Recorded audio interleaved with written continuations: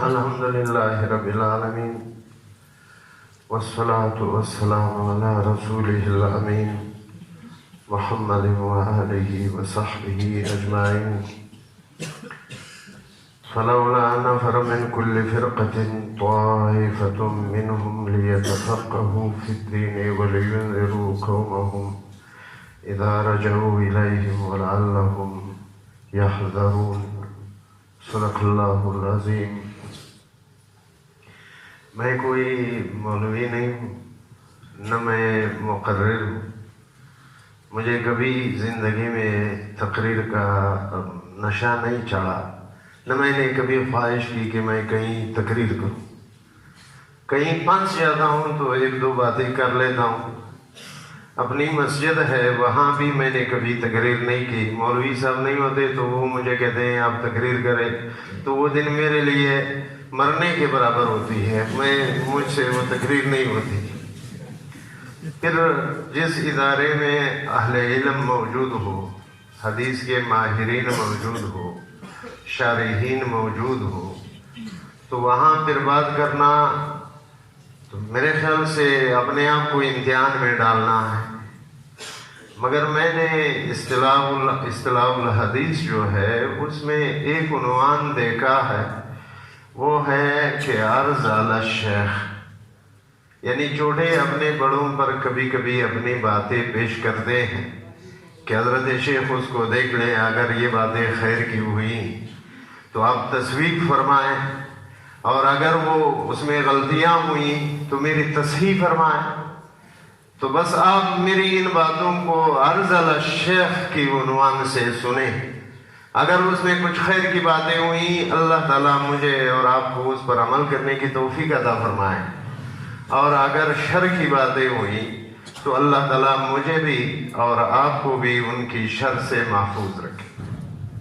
یہ آیت میں نے پڑھی ہے، حافظ صاحب محترم نے مجھے کہا کہ کچھ اپنے واقعات سنائیں، تو اپنے واقعات تو دو تین ہیں، تو طلباء کرام بیٹھے ہیں، میں تو مختصر بات کرتا ہوں، اگر کچھ طویل ہو جائے تو چونکہ میں پیشہ ورانہ مقرر نہیں ہوں تو اس لیے معافی کا پہلے سے خواستگار ہوں کہ اگر بات کچھ طویل ہو جائے۔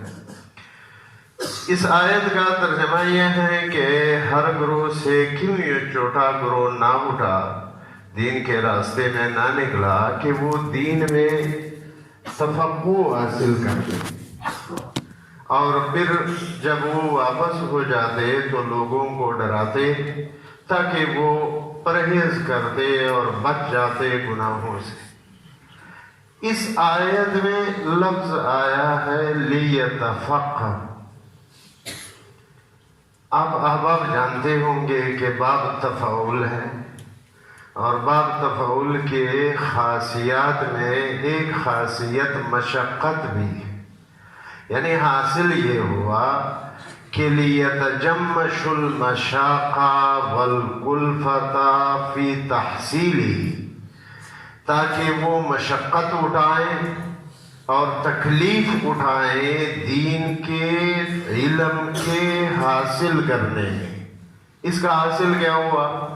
حاصل یہ ہوا کہ علم کو ہم مشقت سے حاصل کریں گے، اور ویسے بھی علم آپ جانتے ہیں جو امام زہری نے فرمایا کہ العلم ذکر، علم نر ہے، مذکر ہے، لا يحصله الا ذکورۃ الرجال، اس کو ہر آدمی حاصل نہیں کر سکتا، جس میں مردانہ پن ہوتا ہے وہ اس کو حاصل کر سکتا ہے۔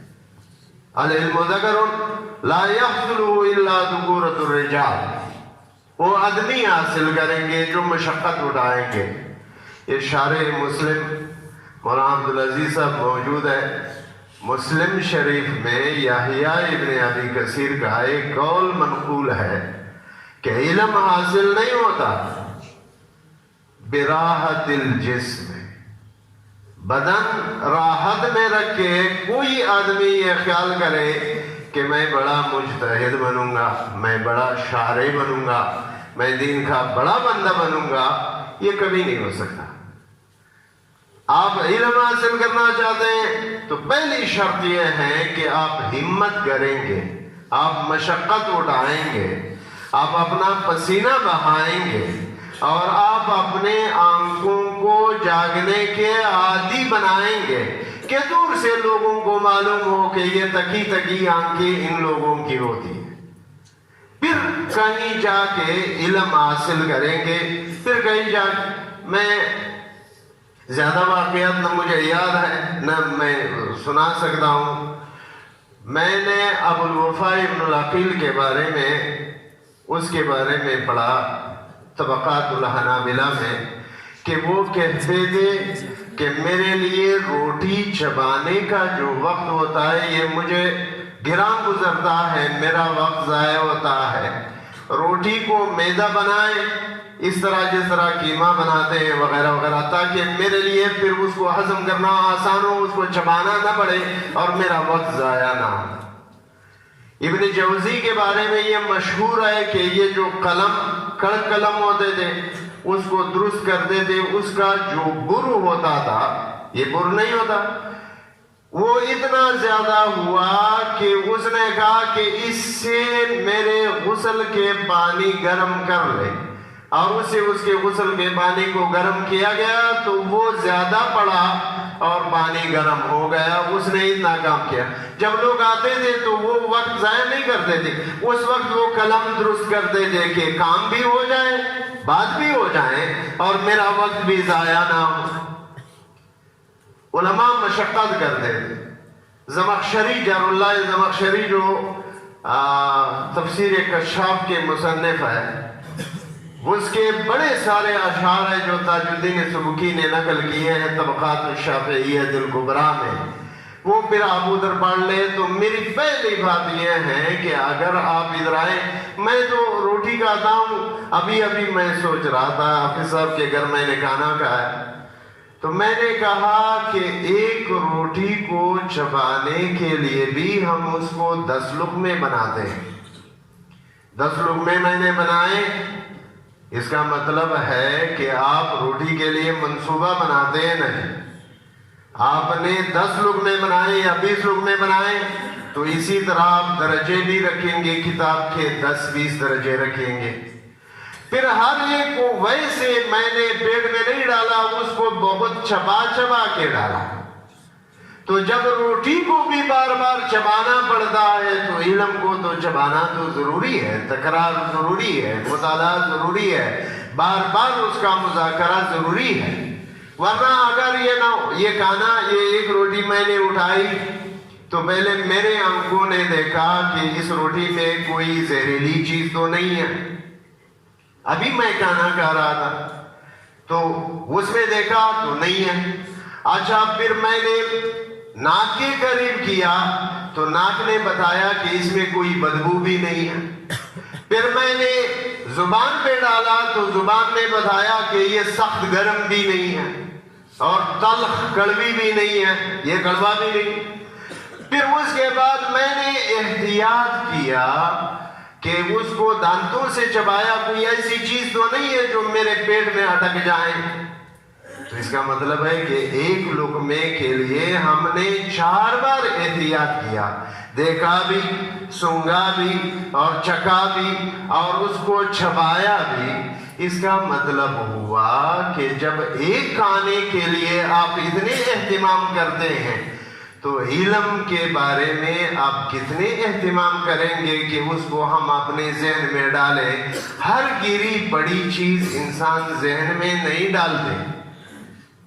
یحییٰ برمکی نے کیا اچھی بات کہی ہے، وہ کہتے ہیں کہ ہر سننے والی بات لائق توجہ نہیں ہوتی اور ہر لائق توجہ بات ذہن میں رکھنے کی نہیں ہوتی، ہر ذہن میں رکھی ہوئی بات بولنے کی نہیں ہوتی۔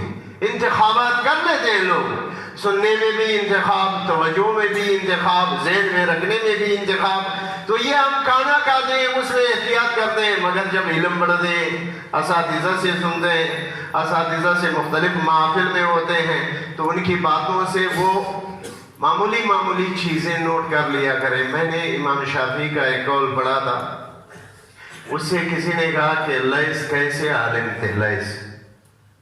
لیث ابن سعد، تو انہوں نے کہا کان اللیث افقہ من مالک، لیث امام مالک سے زیادہ فقیہ تھا، ولیکن ضیعہ اصحابہ، اس کے شاگردوں نے اسے ضائع کر دیا، اس کے ملفوظات نوٹ نہیں کیے، تو لہٰذا اپنے اساتذہ کے زرین اقوال کو، علمی مقالات کو، ان کی باتوں کو آپ نوٹ کر لیا کریں تاکہ آپ کے اساتذہ زندہ رہے۔ ہم تو ویسے اہل حدیث ہے، اہل حدیث تو بزرگوں کو، وہ کسی نے لکھا ہے تنزن ہمارے بارے میں کہ اہل حدیث اپنے بزرگوں کو یاد نہیں رکھتے، کہتے ہیں ایسا نہ ہو شخصیت پرستی شروع ہو جائے۔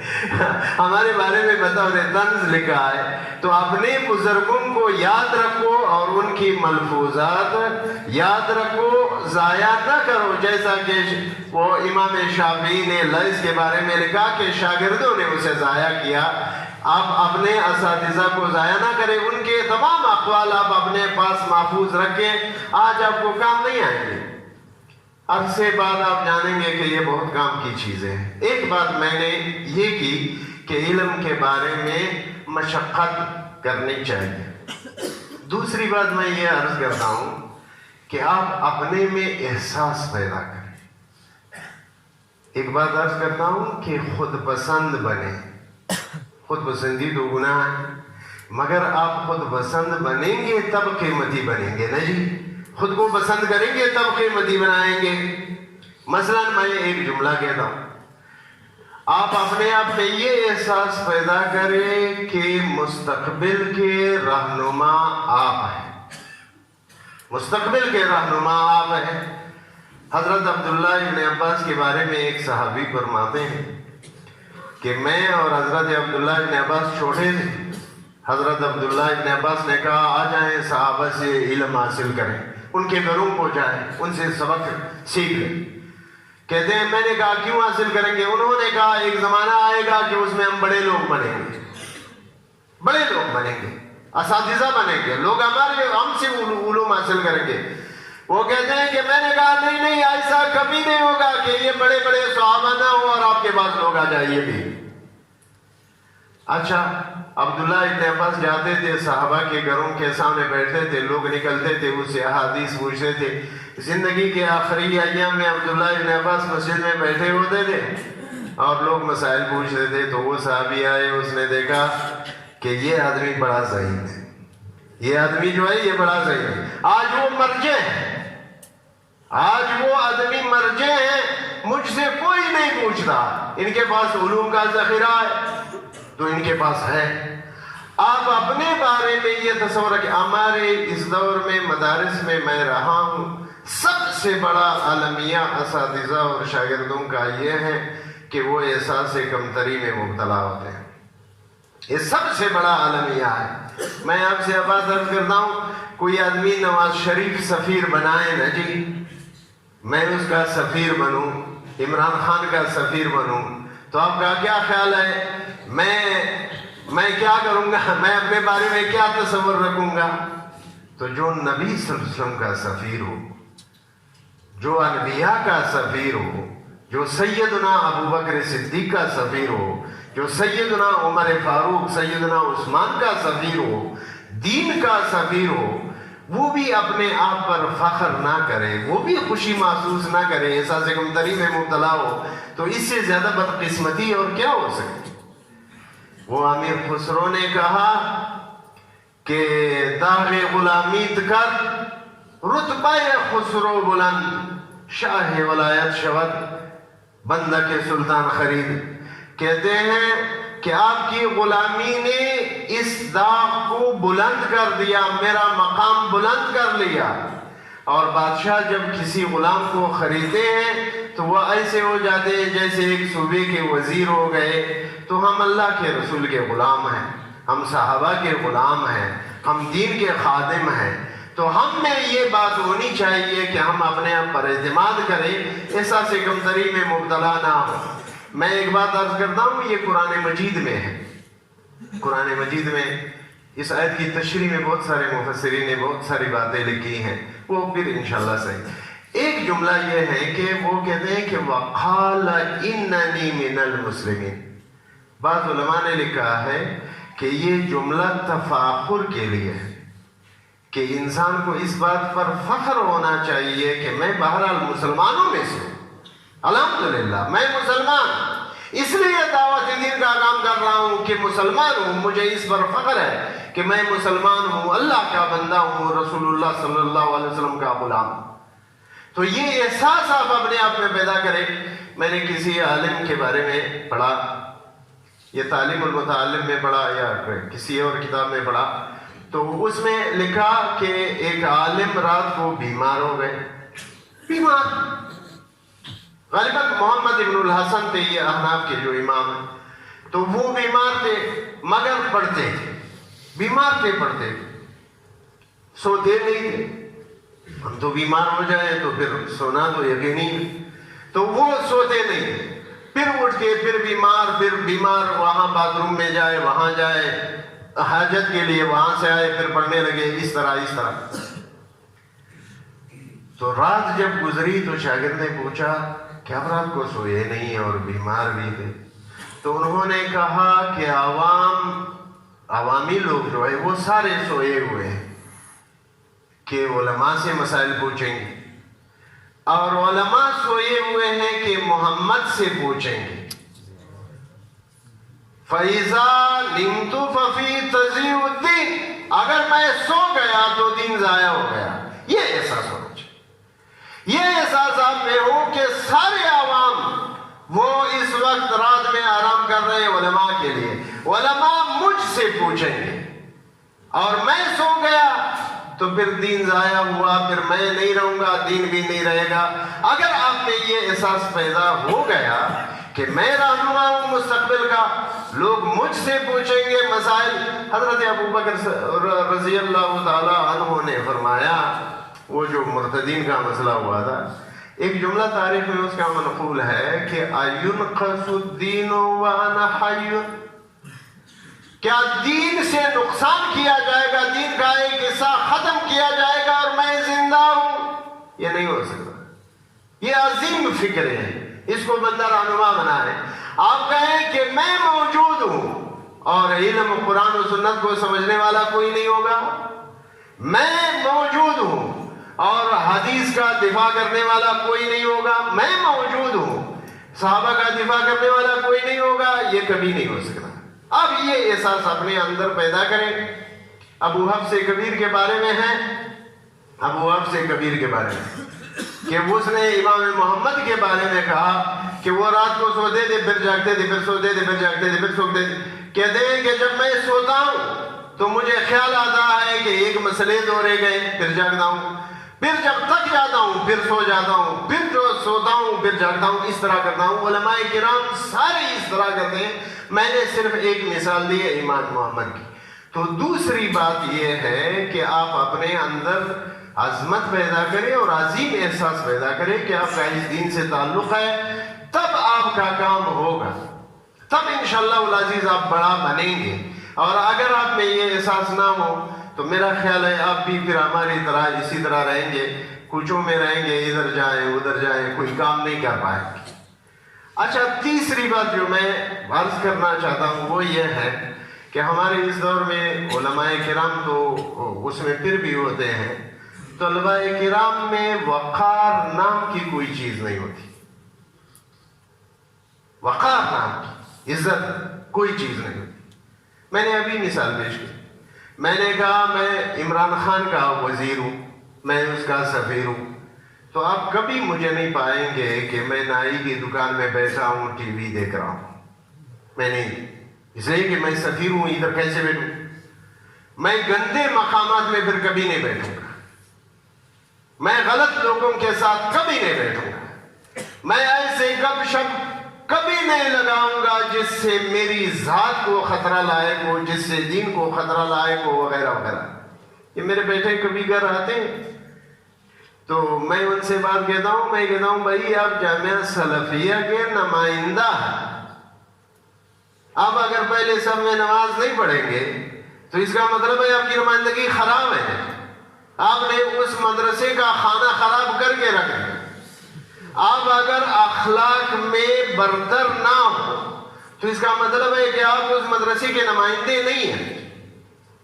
اسی طرح ہم طلباء کرام اگر برے اخلاق میں مبتلا ہو، غلط افکار میں مبتلا ہو، غلط جگہوں پہ بیٹھنا ہو، تو اس کا مطلب ہے کہ ہم نبی صلی اللہ علیہ وآلہ وسلم کی اور اس کے دین کی کوئی نمائندگی نہیں کرتے، یا اگر کرتے ہیں تو برائی کرتے ہیں، بری نمائندگی کرتے ہیں۔ تو تیسری بات میری یہ ہے، وہ جو زہیر بن ابی سلمان نے کہا سب المعلقات میں، وہ کہتے ہیں وَمَن لَا يُكَرِّمْ نَفْسَهُ لَا يُكَرَّمِ، جو آدمی اپنے آپ کی عزت نہیں کرتا کوئی بھی اس کی عزت نہیں کرتا، کوئی بھی اس کی عزت نہیں کرتا۔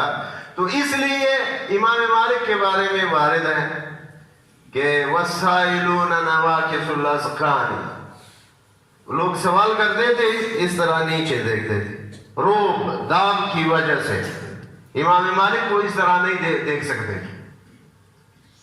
وہ جو فرزدق نے کہا امام زین العابدین کے بارے میں، علی ابن الحسین کے بارے میں، انہوں نے کہا کہ یغزی حیاء ویغزا من محابتہ، وہ نیچے دیکھتے ہیں اور اس کی وجہ سے لوگ بھی نیچے دیکھتے ہیں حیا کی وجہ سے۔ فما یکلم الا حین یبتسم، اس سے بات تب کی جاتی ہے جب وہ مسکرانے لگ جاتے ہیں، جب وہ مسکرانے لگتے ہیں تب بات ہوتی ہے۔ تو اپنے آپ کو باوقار بنانا چاہیے۔ حدیث شریف میں آیا ہے، علماء کرام میرے اساتذہ تشریف رکھتے ہیں، وہ کہتے ہیں کہ آپ مسجد میں آتے ہیں تو باغ کے نہ آئے، وقار سے آئے۔ تو جو دین لوگوں کو یہ سکھاتا ہے کہ آپ اللہ کی عبادت جو ضائع ہونے کا خطرہ ہوتا ہے اس میں بھی باوقار ہو کے آئے، وہ یہ کیسے برداشت کر سکتا ہے کہ اس کے دین کے طالب جو ہے مختلف کمروں میں بیٹھے ہوں، ٹی وی دیکھ رہے ہوں، نائی کے کمرے میں ہو، اس کے کمرے میں ہو، اس طرح ہو، وہ کیسے یہ برداشت کر سکتا ہے؟ یہ کبھی برداشت نہیں کر سکتا۔ تو اپنے آپ میں وقار، عزت، احترام یہ ہو۔ اور آخری بات جو کر رہا ہوں وہ یہ ہے کہ اللہ تعالیٰ کو مقصود بنائے۔ بعض اوقات بندہ علم حاصل کرتا ہے، مقاصد کچھ اور ہوتے ہیں۔ امام احمد کے بارے میں یہ روایت ہے کہ امام احمد نے فرمایا کہ طلبنا العلم لغیر اللہ، ہم نے علم غیر اللہ کے لیے طلب کیا، فابا ان یکون الا للہ، علم نے انکار کیا کہ میں صرف اللہ تعالیٰ کے لیے۔ اسی طرح حارث بن اسد محاسبی کے بارے میں کہ طلبنا العلم لغیر اللہ فجرنا الی اللہ، اس نے ہمیں اللہ کی طرف کھینچ لیا، ہم نے غیر اللہ کے لیے طلب کیا۔ مگر ہمیں نیت صاف کرنی چاہیے، صاف نیت ہو کہ اللہ تعالیٰ سے ہم نے یہ دین سیکھنا ہے، اللہ تعالیٰ کی توفیق سے اساتذہ سے سیکھنا ہے اور دین کی خدمت کرنی ہے۔ باقی دنیا مل جائے گی، دنیا ہر ایک کو ملتی ہے۔ آپ نے کبھی دیکھا ہوگا بعض لوگ پنجرے میں وہ چکور کو بند کر لیتے ہیں، دیکھا ہے؟ تو چکور کو بند کر لیتے ہیں، وہ پھر چکور کے لیے انتظام خود کر رہے ہیں، چکور پھر نہیں اڑتا، وہ انتظام خود کر لیتے ہیں۔ وہ کہتے ہیں پانی ادھر لاتا ہوں، وہ دانا ادھر لاتا ہوں، سب کچھ ادھر لاتا ہوں۔ تو کیا ایک بندہ جو چکور کو پالتا ہے اس کو قفس میں بند کر دیتا ہے، اس کو رزق نہیں دے گا؟ اور اللہ تعالیٰ نے آپ کو اس پنجرے میں بند کر دیا ہے تو وہ آپ کو بھوکا رہنے دے گا، وہ آپ کو پیاسا رہنے دے گا۔ سعدی نے کہا اے کریمے کہ از خزانہ غیب گبر ترسا وظیفہ خرداری، تو کی دوستان را کجا، یہ مفہوم اس کا یہ ہے کہ اے اللہ جو تو دشمنوں کو بھی فراہم کرتا ہے، یعنی یہود کو دیتا ہے، نصارہ کو دیتا ہے، تو کیا تو اپنے دوستوں کو محروم رکھے گا؟ دوستوں کو کوئی محروم نہیں رکھتا، رزق اللہ تعالیٰ دیتا ہے۔ ایک واقعہ سناتا ہوں مختصر سے۔ سالم مشہور آدمی ہے، حضرت عبداللہ ابن عمر کے بیٹے ہیں۔ عبداللہ ابن عمر کو اتنے پسند تھے، سالم بھی بوڑھے آدمی تھے، حضرت عبداللہ تو اس سے بوڑھے تھے۔ عبداللہ آتے تھے تو سالم کو چومتے تھے، پھر کہتے ہیں شیخن یقبل شیخن، دیکھو ایک بوڑھا آدمی دوسرے بوڑھے آدمی کو چومتا ہے۔ تو یہ اس کا بیٹا تھا، عالم تھا، اسے پسند تھا. تو سالم ایک دفعہ سلیمان ابن عبد الملک کے ساتھ حج پر گئے. سلیمان لے گئے، اس کے ساتھ حج پر گئے. تو سارے کام مکمل کر دیے، حج کا کام مکمل کر دیا. تو پھر حج سے فراغت کے بعد سلیمان نے سالم سے کہا کہ سالم تو مجھے ایک درخواست دے دے، میں آپ کی کیا حاجت پوری کروں، ایک حاجت بتائیں. تو سالم نے فرمایا کہ دنیا کی حاجت کی آخرت کی؟ نہیں. سالم نے فرمایا کہ بادشاہ سلامت آپ کی دربار میں کوئی بندہ آ جائے اور آپ کی غلام سے سوال کرے، آپ کو برا لگتا ہے؟ بادشاہ نے کہا بہت بہت برا لگتا ہے، میرے غلام سے سوال کرے، دربار میرا، بادشاہ میں ہوں. تو انہوں نے کہا اللہ کی دربار میں حاضر ہوں، آپ اس کے غلام ہیں، آپ سے سوال کروں تو اللہ تعالیٰ کو تو برا لگے گا نا جی، آپ سے کیسے سوال کروں، میں تو اللہ تعالیٰ کی دربار میں کہوں. انہوں نے حرم سے نکلتے ہوئے حرم سے نکل کے باہر کہا کہ اب تو اللہ کے دربار میں نہیں ہیں، اب بتاؤ کیا خدمت کروں.